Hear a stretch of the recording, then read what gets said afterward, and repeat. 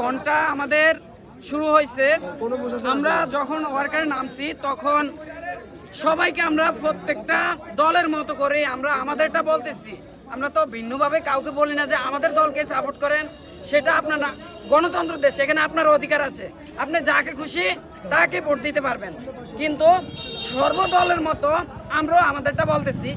এখানে চৌকিদার বাড়ি, হারুন মিয়ার মার্কেট দিয়ে হাতের বাম পাশে মুন্সিরহাট রোড বলে বয়জুদ্দি হাওলাদার বাড়ি, সেখানে চৌকিদার বাড়ি।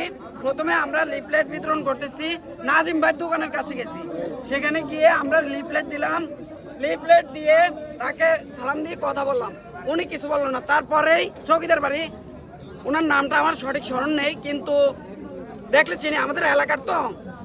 আসলে ওনাকে সালাম দেওয়া হয়েছে, আমাদের আমির সাহেব সালাম দিছে। সালাম দেওয়ার সাথে সাথে উনি কি করলো, হঠাৎ করে এই বুকটা বাঁচে, ওই যে লোকটা চৌকিদার বাড়ি, ওই লোকটার হাতে একটা কোদাল ছিল, কোদাল দিয়ে হঠাৎ আমাদের আমির সাহেবের বুকের উপরে একটা আঘাত করলো। আঘাত করার পর আমাদের আমির সাহেব ব্যথা পেয়ে একটু ফিসুটান হয়েছে। ফিসুটান হওয়ার পরে উনি পা দিয়ে এমন জোরে তলপেটে লাথি দিছে, সাথে সাথে আমাদের আমির সাহেব পড়ে গেছে। পড়ে যাওয়ার পরে আমরা আমির সাহেবকে নিয়ে আসি। এরপর ওই হঠাৎ করে মহিলারা হাতে দা, বডি, লাঠি, এ কি ওদের পূর্ব প্রস্তুতি ছিল নাকি তাও আমরা জানি না। আমরা তো স্বাভাবিকভাবে আপনারা কি প্রশাসনকে জানাইছেন? হ্যাঁ, অবশ্যই আমরা প্রশাসনকে জানাইছি অলরেডি। দেখি একটু দাঁড়ান। কতক্ষণ আগে জানাইছেন? 1 ঘন্টা 47 মিনিট হয়েছে। এখন প্রশাসনের কোনো এখন পর্যন্ত প্রশাসনের কোনো ভ্রুক্ষেপে নাই।